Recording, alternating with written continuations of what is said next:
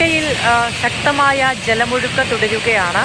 പുന്നപ്പുഴയിൽ ശക്തമായ കുത്തിയൊഴുക്ക് ഉണ്ട്. ഇത് വയനാട്ടിൽ നിന്നൊരു പ്രേക്ഷകൻ അയച്ചു തന്ന ദൃശ്യങ്ങളാണ്. വയനാട് സൂചിപ്പാറയിൽ നിന്നുള്ള ദൃശ്യങ്ങളാണ് ഇപ്പോൾ നമ്മൾ കണ്ടുകൊണ്ടേയിരിക്കുന്നത്. ശക്തമായ മഴയാണ് 2 ദിവസങ്ങളിൽ ആയി വയനാട്ടിൽ തുടരുന്നത്. പുന്നപ്പുഴയിൽ രാവിലെ വലിയ തോതിലുള്ള കുത്തിയൊഴുക്ക് ഉണ്ടായി. ബെയിലി പാലം കടന്ന് അപ്പുറത്തേക്ക് തൊഴിലിന് പോയ ആളുകൾ അവിടെ ഒറ്റപ്പെടുന്ന സാഹചര്യമുണ്ടായി. അവരെ ലൊക്കേറ്റ് ചെയ്യാൻ കൃത്യമായി അധികൃതർക്ക് സാധിക്കുകയും അവരെ വിവരം അറിയിക്കുകയും ചെയ്തു. പിന്നീട് പാലത്തിന് ഇപ്പുറത്തേക്ക് ആളുകൾ എത്തിയിട്ടുണ്ടെങ്കിലും അവർക്ക് ആദ്യഘട്ടത്തിൽ ഇപ്പുറത്തേക്ക് എത്താൻ കഴിഞ്ഞില്ല. പിന്നീട് വാഹനങ്ങൾ ഉപയോഗിച്ച് അവരെ ഈ ഇപ്പുറത്തേക്ക് സുരക്ഷിതരായി കൊണ്ടുവരികയായിരുന്നു. അവിടേക്ക് വില്ലേജ് ഓഫീസർ എത്തിയെങ്കിലും ജനങ്ങളുടെ വലിയ തോതിലുള്ള പ്രതിഷേധത്തിന് ഇരയാകേണ്ടി വന്നു അദ്ദേഹത്തിന്.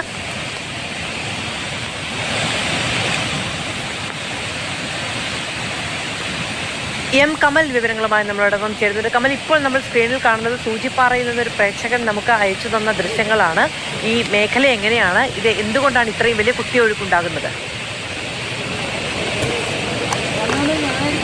മധു, സൂചിപ്പാറ എന്ന് പറയുന്നത് പുന്നപ്പുഴയിൽ നിന്ന് ഒഴുകിയാണ് ആ വെള്ളച്ചാട്ടത്തിലേക്ക് വെള്ളം എത്തുന്നത്. നമ്മൾ ഏറ്റവും കൂടുതൽ മൃതദേഹങ്ങളൊക്കെ അന്ന് കണ്ടെടുത്ത ഒരു പ്രദേശം കൂടിയാണ് ഈ സൂചിപ്പാറ വെള്ളച്ചാട്ടം.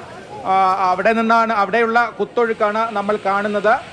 ദൃശ്യങ്ങളാണ് ഇപ്പോൾ നമ്മൾ കാണുന്നത്. മാധു, ഈ ആളുകൾ ധാരാളമായി ബേലിപ്പാലത്തിന് സമീപത്തേക്ക് എത്തിയിട്ടുണ്ടല്ലോ കമൽ. ഇപ്പോൾ ആദ്യഘട്ടത്തിൽ നമ്മൾ നോക്കുമ്പോൾ പുറത്തുനിന്ന് ബേലിപ്പാലത്തിന് അപ്പുറത്ത് നിന്ന് വരുന്ന കുറച്ച് ആളുകൾ മാത്രമാണ് ഉണ്ടായിരുന്നത്. പക്ഷേ വലിയ പ്രതിഷേധം അനുനിമിഷം അവിടെ രൂപപ്പെടുകയാണോ?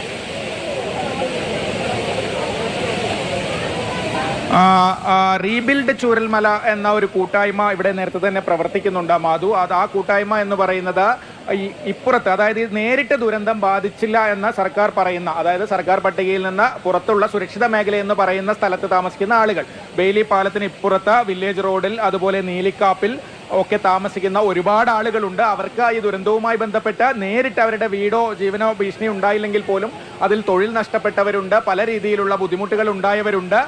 അവരാണ് ഈ പ്രതിഷേധത്തിൽ മുന്നിൽ നിൽക്കുന്നത്. ഈ പ്രദേശത്തുണ്ടായിരുന്ന, അല്ലെങ്കിൽ മുണ്ടക്കയിലോ സ്കൂൾ റോഡിലോ താമസിച്ചിരുന്ന ആളുകളൊക്കെ ഇപ്പോൾ വാടക വീട്ടിൽ മറ്റ് പല സ്ഥലങ്ങളിലുമാണ് താമസിക്കുന്നത്.